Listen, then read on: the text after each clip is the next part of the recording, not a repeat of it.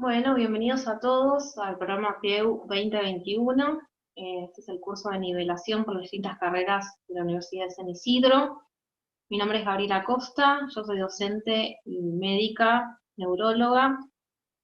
Y bueno, soy la encargada de darles la primera clase de introducción a la biología celular.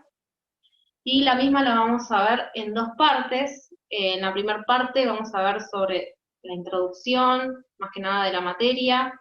Vamos a ver las células, vamos a clasificar y organizar a los seres vivos. Y en la segunda parte vamos a abarcar temas un poco más complejos, más detallados, que tienen que ver con la composición celular, las distintas organelas, los distintos procesos que realiza la célula en cuanto a su nutrición, en cuanto a, digamos, la obtención de energía mediante la respiración celular. Vamos a ver también la fotosíntesis, bueno, pero eso en la segunda parte de la clase. La primera parte de la clase, entonces vamos a hablar más que nada de la introducción, ¿sí? Y a la organización y clasificación de los seres vivos. Bueno, acá estamos viendo una imagen que me pareció bastante, digamos, representativa y como para que les interese un poco más estudiar la biología celular, porque forma parte de las primeras materias de todas las carreras de la salud, y es importante abarcarla. Acá estamos viendo una imagen GIF, donde vemos al microscopio óptico las distintas células sanguíneas, y observamos una célula blanca, es decir, un macrófago, que está persiguiendo esta célula mucho más pequeña, que son unas bacterias, ¿sí? Recordemos que las células blancas dentro de la sangre se van a encargar de la defensa del organismo, y específicamente, bueno, el macrófago en este caso está persiguiendo esta célula para fagocitarla, ¿sí? Para eliminarla, porque sabemos que las bacterias son agentes patógenos. Bueno, la idea es que estas células defiendan al organismo, y bueno, les traje esto como para que les interese un poquito más la clase de hoy. Bien, este es el temario, pueden poner stop el video. Igualmente el temario va a estar en lo que es el resumen de la clase. Recuerden que van a tener disponible toda esta información en el campus virtual, van a tener el resumen de la clase, van a tener el material bibliográfico para poder abarcar un poco más los distintos temas, y van a tener la ejercitación con un multiple choice para ver si los conceptos los tienen, ¿sí? Los objetivos de la clase de hoy va a ser describir las propiedades que caracterizan a la materia viva. Vamos a enumerar secuencialmente los niveles de organización de la biología.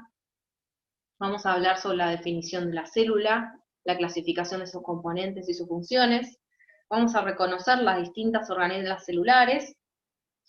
Vamos a diferenciar lo que es una célula procariota de una célula eucariota, y vamos por último a clasificar los seres vivos en distintos reinos. Bien. Bueno, vamos a empezar con la primera parte de la clase, y nos preguntamos entonces qué es la biología celular. La biología celular es la ciencia que se va a encargar del estudio de la estructura y función de las células, es decir, la unidad básica de la vida.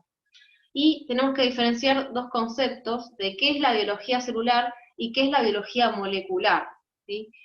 La biología molecular vendría a ser una parte de la biología que va a estudiar los procesos vitales de los seres vivos en función a las características de la estructura molecular, ¿sí? Que ahora vamos a ver qué es una molécula y lo van a comprender un poquito mejor. En cambio, lo que es la biología celular se va a encargar del estudio de las células, específicamente sus propiedades, su composición y su ciclo vital. Bien. Entonces, ¿qué es la célula? La célula es la unidad básica de la biología, ¿sí? Es un concepto que tienen que tener claro desde el inicio de la clase, ¿sí? Es la unidad básica de la biología celular. Y acá vemos en esta imagen, esta ultraestructura, podemos observar las distintas células que parecen como celdillas, ¿sí? Acá tenemos una célula, acá tenemos otra célula, acá tenemos otra, ¿bien? Y vamos a hablar un poquito sobre la historia de cómo se comenzó este concepto, ¿bien? Bueno, este concepto de la célula fue por medio de un científico muy inteligente llamado Robert Hooke, que comenzó a visualizar estructuras por medio de un microscopio óptico, que difiere mucho. Acá tenemos una imagen, este sería el científico Robert Hooke, acá tenemos un microscopio óptico, vean la diferencia entre este microscopio sumamente rústico a un microscopio más moderno, ¿sí? La diferencia es enorme, pero lo que hizo este científico es cortar, por medio de un cortaplumas, el corcho, ¿sí? Un corcho, lo cortó bien finito y lo puso al microscopio óptico ese rudimentario que tenía ahí, y observó lo que vemos en esta imagen, ¿sí? Observó como que las células formaban como paneles, ¿sí? Le recordó a los paneles de las abejas, y él mismo determinó que cada panel se llamaba célula, ¿sí? Al examinar estas secciones finas de corcho que estaban cortadas por este cortapluma, observó esta red de pequeños compartimentos que le recordaban a un panal.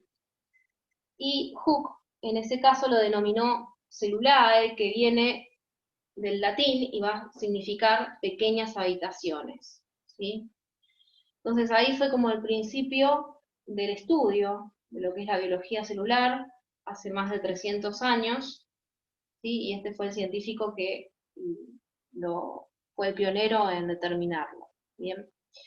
Y vean la diferencia de un microscopio más moderno, de que hay monocular y binoculares, ¿sí? Por acá se observa el material que va a estar arriba de lo que es la platina, y este microscopio óptico va a tener siempre una fuente de luz para poder observar mediante el objetivo eh, las distintas estructuras que queramos estudiar. ¿Bien? Bueno, y acá es para que vean cuál es el límite de resolución del microscopio óptico y del ojo humano, de lo que podemos llegar a ver, y mediante el microscopio electrónico, ¿sí? Recuerden que el microscopio óptico es el primero que se empezó a desarrollar y se utiliza para visualizar las células y estructuras subcelulares, que pueden aumentar las estructuras hasta 1000 veces, ¿sí? Y el microscopio electrónico es mucho más específico, y puede llegar a tener una resolución 1000 veces mayor. ¿Ven? Que bajo el microscopio electrónico podemos llegar a ver casi átomos, podemos llegar a ver moléculas de lípidos, podemos ver virus, ¿sí? Podemos ver organelas celulares muy pequeñas, que por ahí al microscopio óptico, si bien se pueden ver, por ahí no podemos ver el detalle, ¿sí? Eso se ve mejor al microscopio electrónico. Bien.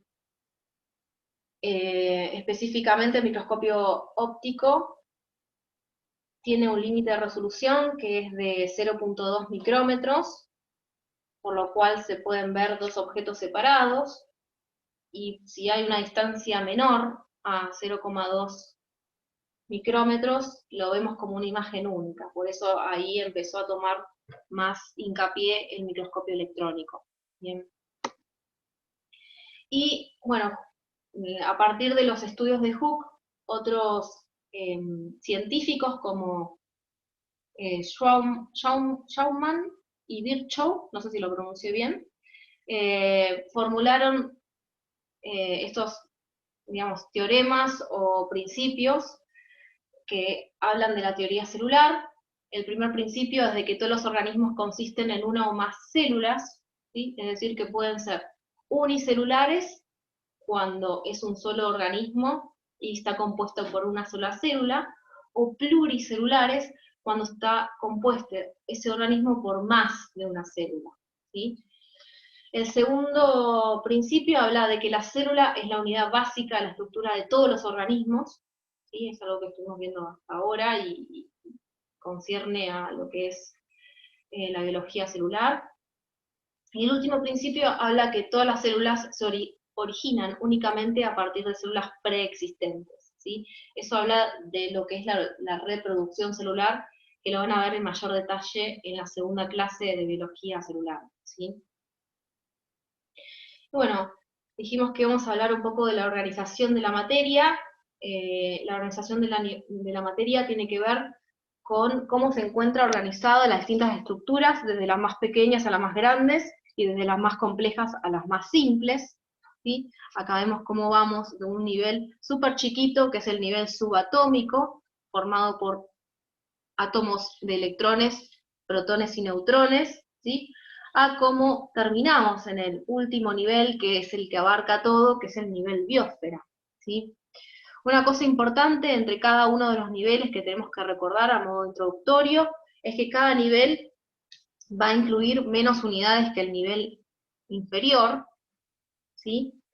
Cada nivel va a poseer una estructura más compleja que los niveles inferiores, es decir, por ejemplo, un nivel organela es mucho más complejo que un nivel subatómico, por ejemplo, y que cada nivel va a requerir un aporte de energía mucho mayor que el nivel inferior.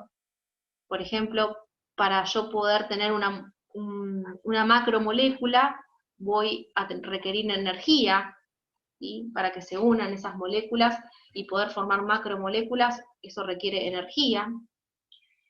Y que en cualquier nivel de jerarquía, o de paso de un nivel al otro, también va a requerir energía, ¿sí?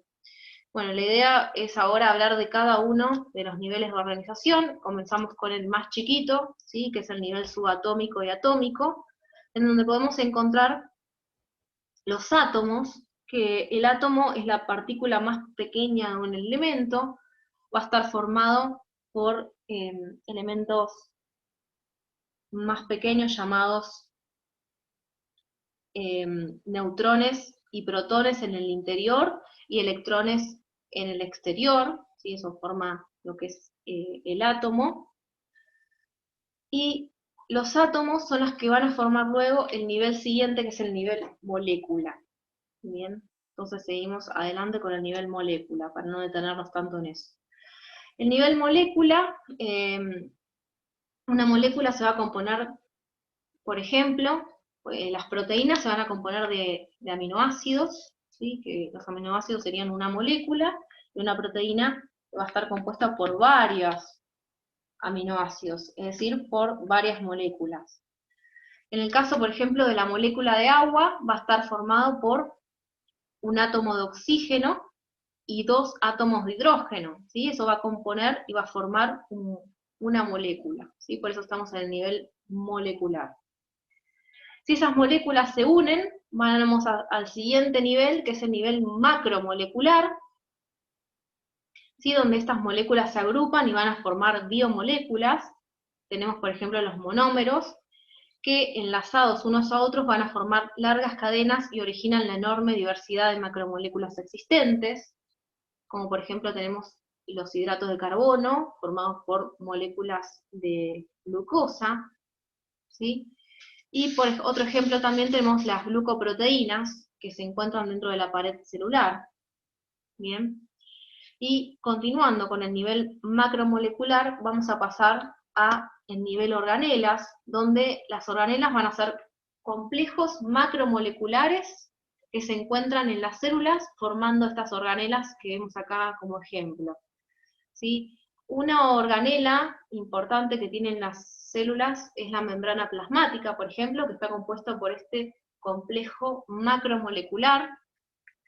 Tenemos otro ejemplo, es el retículo endoplasmático, el cloroplasto en las células vegetales y la mitocondria en las células animales o vegetales también. Bueno, la mitocondria es una organela muy importante para lo que es la respiración celular y la obtención de energía, ¿sí?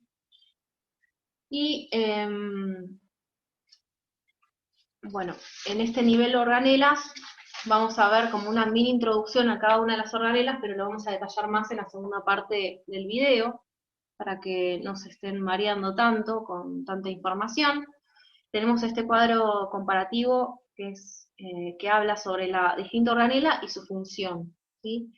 Tenemos, por ejemplo, que el retículo endoplasmático liso la función básicamente va a ser la síntesis de lípidos, el retículo endoplasmático rugoso va a ser la síntesis de proteínas, los ribosomas va a ser para el ensamble de esas proteínas, el aparato de Golgi va a modificar y almacenar las proteínas, los lisosomas van a producir la degradación enzimática, las vacuolas van a ayudar al transporte y almacenamiento, y las mitocondrias van a producir la respiración celular con la obtención de energía, que la unidad básica de energía que vamos a ver es el denominado ATP, ¿sí? Que ya vamos a verlo más adelante para que lo van a entender mejor, ahora estamos viendo como una introducción.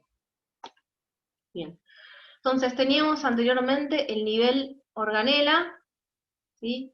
Si ven en el gráfico, serían las organelas que forman parte del interior de la célula, es un nivel inferior, y este nivel, en el nivel 5, encontramos el nivel celular, ¿sí?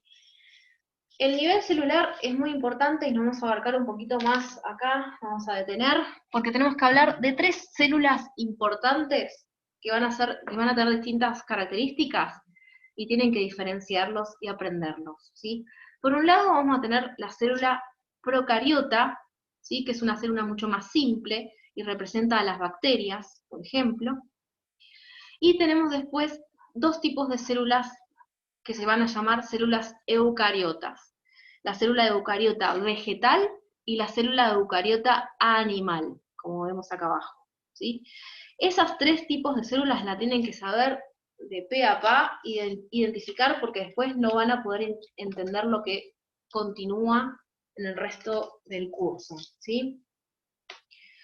Entonces, en las células procariotas vamos a tener a las bacterias, ¿sí? Son las células más simples, y en las células eucariotas vamos a tener las células animales, las células vegetales, y también recuerden que una célula eucariota van a ser los hongos, ¿sí? La principal diferencia entre una célula eucariota y procariota es dónde guardan su información genética, ¿sí? Importantísimo. ¿Esto qué quiere decir? Que en las células eucariotas van a tener un núcleo, como vemos acá, ¿sí? El núcleo en esta célula animal, el núcleo en esta célula vegetal, donde en este núcleo van a tener la información genética, es decir, el ADN. En cambio, en la célula procariota no tiene un núcleo específico, es decir, que su material genético va a estar en el interior de la célula, esparcido así en el citoplasma, sin tener un núcleo específico. Bien. Básicamente, las células que vemos acá, tanto las procariotas como las eucariotas, van a tener 3 funciones principales, y es importante que las recuerden, ¿sí? Van a tener la función de nutrición, donde estamos diciendo que una célula es capaz de incorporar nutrientes y obtener energía, esa energía es lo que dijimos hace un ratito que es el ATP, y esto lo va a obtener mediante lo llamada respiración celular. Esa energía va a ser sumamente necesaria y proviene de los distintos alimentos. ¿Qué alimentos? Por ejemplo, la glucosa, ¿sí? Otra función importante de estas células va a ser la relación o el vínculo de la célula. Es decir, que las células no van a funcionar por sí solas. ¿Qué quiere decir esto? Que va a requerir la relación con el medio ambiente o con otras células, digamos, de su lugar, ¿bien? Esa es la relación o vínculo que forma parte de la función de la célula. Y por último, otra función importante que la vamos a ver con mayor detalle en la clase número 2, es la función de reproducción, es decir, la llamada mitosis o meiosis. Esta mitosis o meiosis es la forma en la cual podemos dividirla la célula y obtener el material genético, que es lo más importante de las células. Comprendiendo que las células cumplen estas por lo menos 3 funciones que dijimos recién, podemos entender el sistema de clasificación, ¿sí? En las células procariotas y en las células eucariotas, ¿sí? Recordemos que las células procariotas van a tener su material genético inmerso adentro de la célula, en el citoplasma. En cambio, las células eucariotas, tanto la animal como la vegetal, van a tener un núcleo específico donde van a tener el material genético. Bien. Vamos a hablar un poquito más de la célula procariota. Igual lo vamos a repasar nuevamente en la segunda parte de la clase, pero esta es una imagen de una célula procariota donde podemos observar que va a tener para su movilidad este llamado flagelo bacteriano, ¿sí? En donde la bacteria va a poder realizar el movimiento dentro del organismo infectante. Por ejemplo, recordemos que las bacterias son patógenas muchas veces y causan enfermedades. A su vez, en la estructura de la bacteria podemos encontrar algo que la protege, llamada lo que es la cápsula y específicamente la pared celular. ¿Sí? Y en el interior de la célula vamos a encontrar las distintas organelas, el material genético en el interior de la célula, que va a estar en lo denominado nucleoide, pero recordemos que no va a formar un núcleo específico como en la célula eucarionte, sino que va a estar inmerso dentro de la célula sin formar este núcleo que lo recubra. Vamos a encontrar que va a contener los ribosomas, ¿sí? Recordemos que los ribosomas van a servir para la síntesis de proteínas, ¿sí? Y va a tener, digamos, plásmidos, va a tener los pili, pero bueno, todo esto lo vamos a ver con mayor detalle en la segunda parte de la clase. Bien. Bien, pasamos entonces ahora a la célula eucariota. En este caso estamos viendo una célula vegetal. La célula vegetal tiene como características importantes es que va a poseer una pared celular y va a poseer una organela que la va a diferenciar de las células animales, que se llama cloroplasto. El cloroplasto se va a encargar de lo que es la fotosíntesis y de que esta célula vegetal sea lo denominado autótrofo. ¿Qué significa que sea autótrofo? Que puede, digamos, producir su propio alimento, ¿sí? Sin la necesidad de requerir el alimento de otro sitio, sino que produce su propio alimento. La célula vegetal entonces posee cloroplastos y posee esta pared celular, ¿bien? Además, va a poseer el núcleo con el interior del material genético, va a poseer las distintas organelas que ya habíamos visto en el recuadro anterior, en los retículos endoplasmáticos, tanto el rugoso como el liso, la presencia de ribosomas, va a tener mitocondrias también para realizar lo que es la respiración celular y la obtención de energía, y va a tener vacuolas para el depósito de almacenamiento de moléculas para sus funciones, y va a tener el llamado cloroplasto que nombramos recién, que va a producir lo que es la fotosíntesis, y lo vamos a ver más en detalle en la segunda parte de la clase. ¿Bien? Tenemos entonces la célula eucariota animal, a grandes rasgos, vemos las diferencias, no va a tener cloroplastos, la célula eucariota animal. ¿Esto qué quiere decir? Que no va a ser una célula autótrofa, sino que va a ser heterótrofa. Heterótrofa significa que va a obtener su alimento de alguna otra sustancia, es decir, no puede producir su propio alimento. ¿Bien? Va a poseer una membrana celular y también una pared celular. Bien, esa membrana celular le va a producir que tenga su turgencia, su forma de esa célula, y también la va a proteger, y va a tener en el interior organelas. ¿Cuáles organelas? Las que estuvimos viendo hasta hace un ratito. Va a contener retículo endoplasmático liso y rugoso, el aparato de Golgi, va a tener mitocondrias, importantes para la respiración celular y la energía de la célula, va a obtener vacuolas, lisosomas, ¿sí? Y va a tener también un citoesqueleto formado por microfilamentos y microtúbulos, que le va a dar la adaptabilidad de la misma célula, y eso va a ser también una diferencia que hay con las células vegetales. ¿Bien? Pero bueno, a grandes rasgos, para que vean acá otra fotografía de una imagen al microscopio óptico, donde vemos células columnares y epiteliales, que tienen esta forma así de columna. Vemos que está teñida con eosina, y donde se ve en color más violáceo el núcleo celular, ¿sí? Y digamos el citoplasma más rosado, ¿bien? Cada una de estas representa una célula epitelial y va a tener esta forma porque va a producir una determinada función, ¿sí? Esto para que vean nuevamente otra imagen, otro esquema sobre los distintos componentes de la célula animal. Y tenemos acá entonces las diferencias entre la célula procariota y la célula eucariota. Recordemos que la célula procariota es un ser mucho más simple y se va a diferenciar porque su material genético no va a estar guardado en lo que es un núcleo, ¿sí?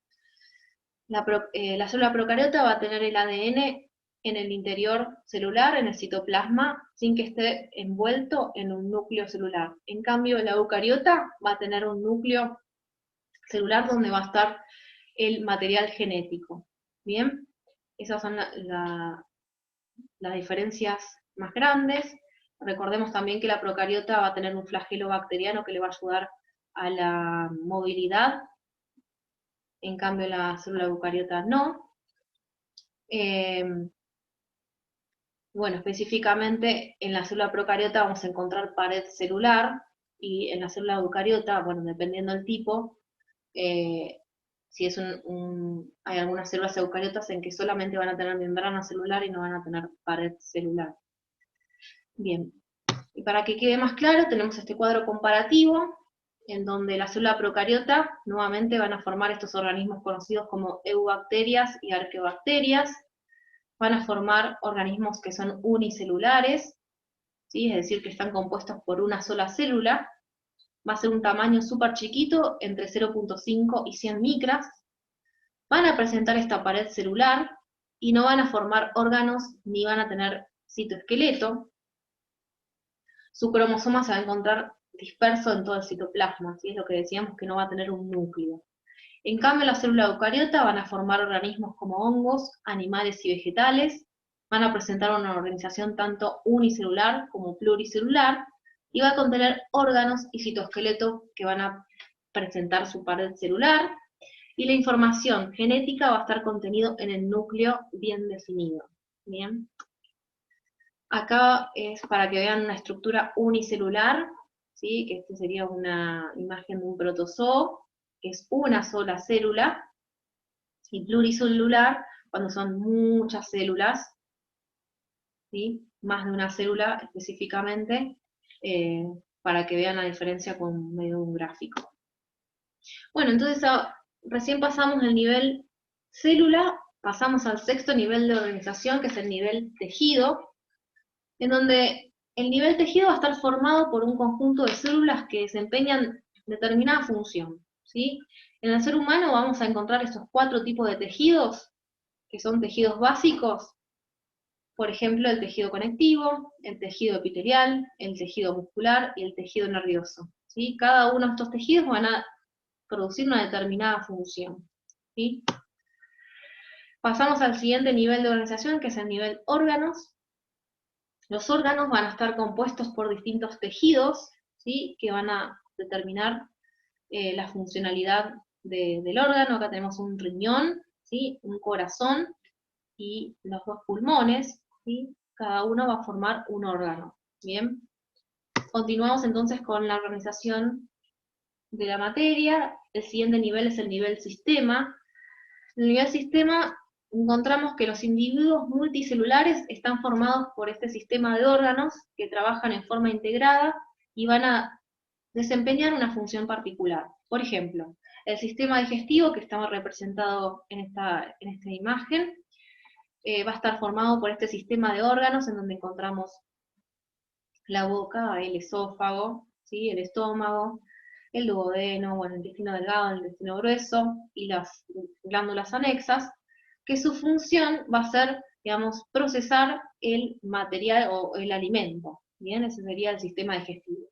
En cambio, por ejemplo, el sistema nervioso va a estar formado también por un sistema de órganos que van a producir su función específica. En el caso del sistema nervioso vamos a tener sistema nervioso central en cerebro, tronco del encéfalo, médula espinal, ¿sí? que específicamente la funcionalidad sería producir las distintas reacciones con el medio, ya sea por medio de los sentidos, poder captar las distintas alteraciones del medio, como también poder producir por medio de las reacciones que se ocurran a nivel cerebral, poder realizar la funcionalidad de correr, que se mueva un músculo, ¿sí? Eso lo hace el sistema nervioso. Continuando con el nivel individuo, tenemos que el nivel individuo es un organismo formado por varios sistemas de órganos. Tenemos un individuo, acá tenemos una planta que va a estar conformado por, bueno, su tallo, las hojas, sus raíces, eso va a formar un individuo. El gatito o el perrito también forma un individuo formado por este sistema de órganos, ¿sí? Acordémonos que cada nivel que vamos pasando se va complejizando un poco más. Continuamos entonces con el nivel siguiente, que es el nivel población, y va a corresponder al conjunto de individuos de una misma especie que viven en la misma zona en un mismo tiempo. Acá tenemos una imagen de los osos panda, son individuos de una misma especie que están conviviendo al mismo tiempo en el mismo espacio, ¿sí? Eso hablamos de una población. Si continuamos en el nivel de organización, tenemos el siguiente, que es el nivel comunidad, en donde se puede observar que hay más de una especie. En una comunidad pueden existir varias poblaciones interactuando una con otra, ¿sí? Es decir, que son componentes bióticos. Bióticos se refiere a organismos vivos que van a interactuar entre sí, y eso va a formar una comunidad. El nivel ecosistema van a estar formados por componentes tanto vivos como no vivos, o sea, bióticos como abióticos.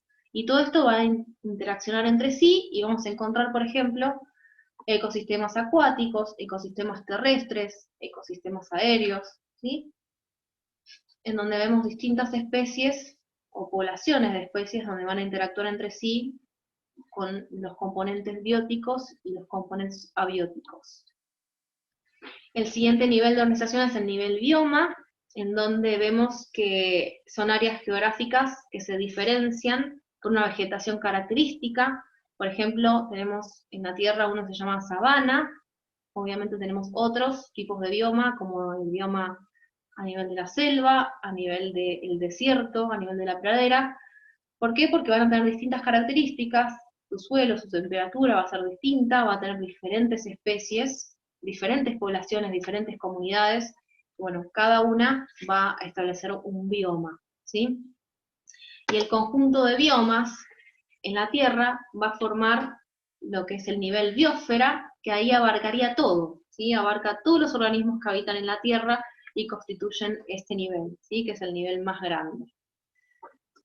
Acá tenemos otro como para que repasen los distintos niveles, del más pequeño, nivel atómico y subatómico, ¿sí? Hasta el último nivel biosfera, que vean toda la complejidad que va abarcando, ¿bien? Recordamos los factores abióticos y los bióticos. Los abióticos son factores sin vida y los bióticos factores con vida. Los factores sin vida serían, por ejemplo, el agua, la temperatura, la luz, el pH del suelo, la humedad, el aire, los distintos nutrientes.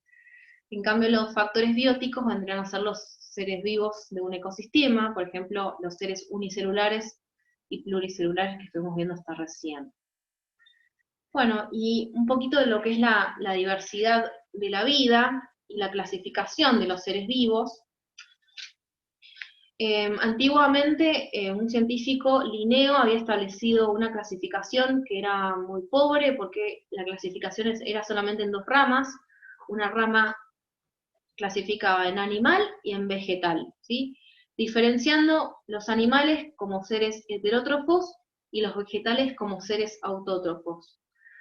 Por las dificultades que se establecía solamente dividirlo en dos reinos, se estableció y se acordó la división en 5 reinos, que vamos a describir cada uno a continuación. Y vemos que estos 5 reinos se pretende y se piensa que por un ancestro común se desarrolló primero el reino monera, que vendrían a ser los seres bacterianos, los seres más simples, es decir, células procariotas.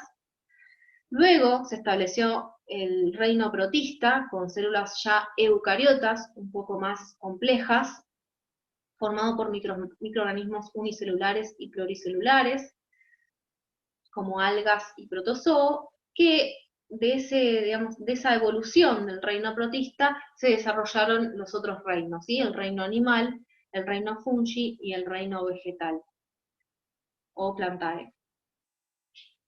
Bien. Acá tenemos otro gráfico que demuestra también la diferenciación de los reinos, y veamos cómo esta línea negra divide en dos partes grandes, en lo que serían célula procariota y las células eucariotas, ¿sí?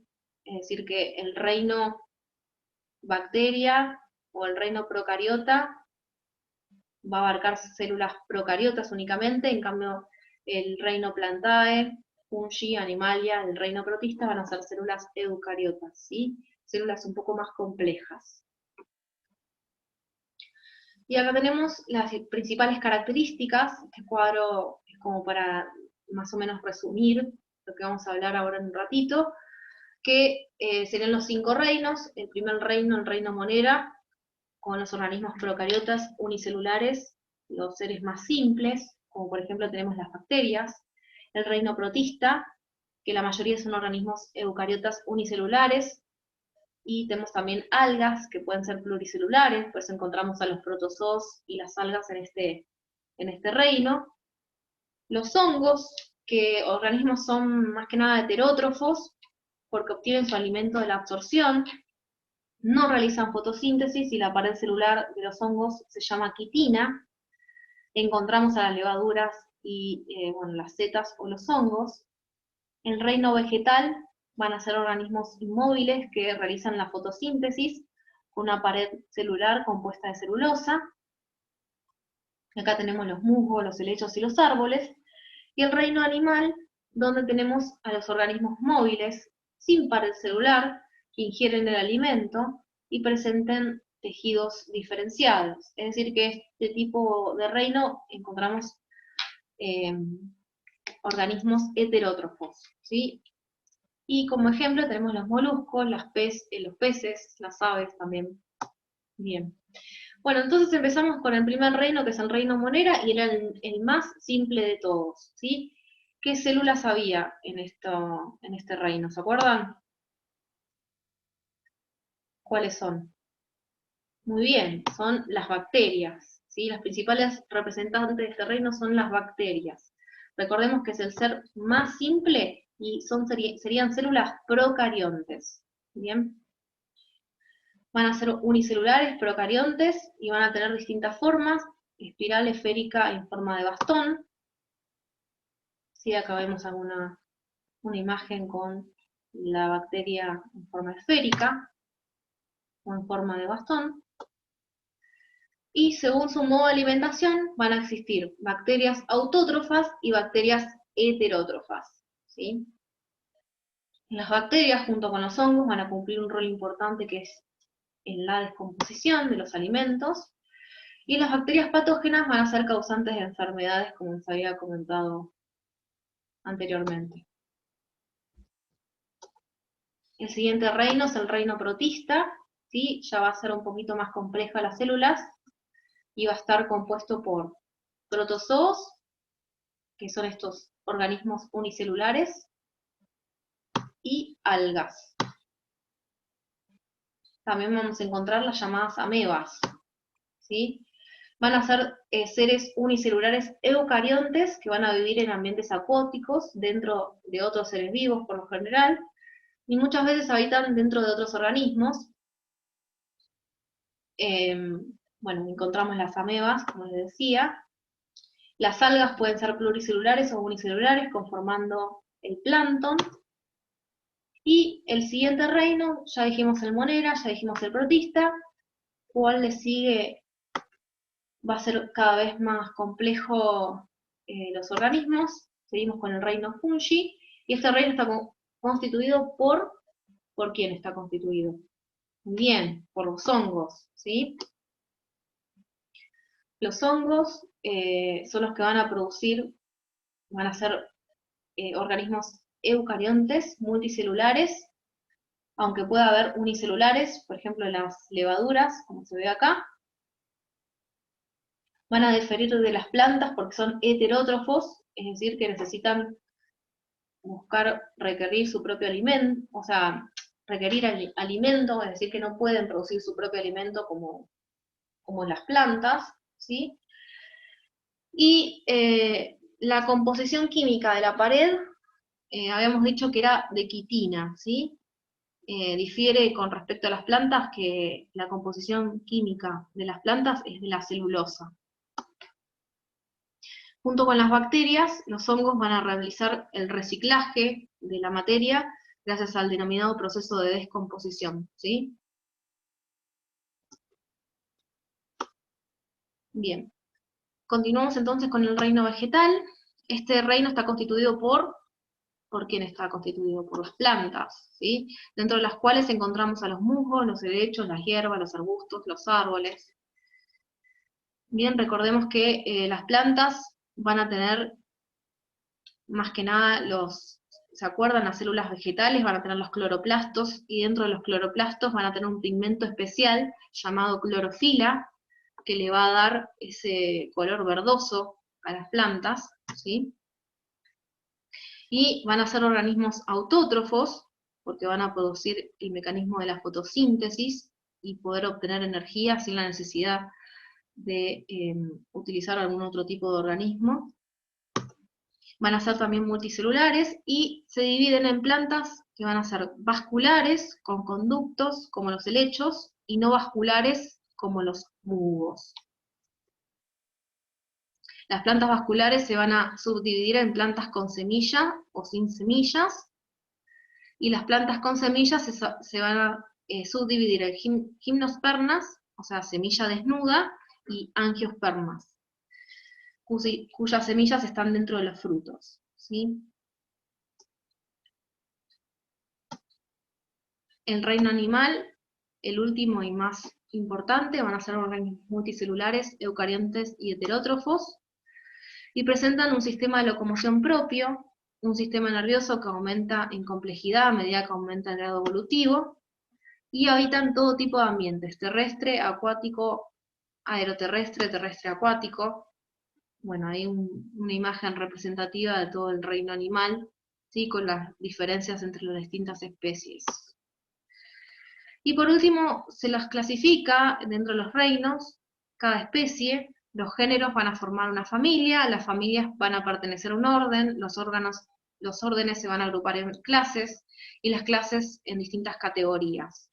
El ejemplo que yo les traigo acá es el ejemplo de clasificación de gato, que pertenece al reino animal. La especie sería las Felis catus, el género es el Felix, la familia de félidos, el orden es carnívoros, la clase mamíferos y el tipo cordados, ¿sí? Eso es una clasificación. Probablemente no le vamos a preguntar cuál es la clasificación de algún individuo o animal en especial, pero para que sepan cómo es la clasificación del gato, por ejemplo, para que lo tengan anotado. Bueno, y esa sería la primera parte, es bien general, fue bien introductoria, y bueno, en la segunda parte vamos a especificarnos un poco más sobre las distintas organelas, vamos a hablar sobre un poco más las diferencias entre procariontes y eucariontes, y también vamos a ver los distintos sistemas que va a producir la célula, ¿sí? Como el sistema de endomembranas, el sistema de transporte que va a tener las distintas moléculas. Vamos a hablar también sobre la fotosíntesis y la respiración celular. Bueno, espero que les haya servido. Es algo bien grande, introductorio, y bueno, tienen también un resumen para poder leer un poco más, ¿sí? Nos vemos en el próximo video. Muchas gracias.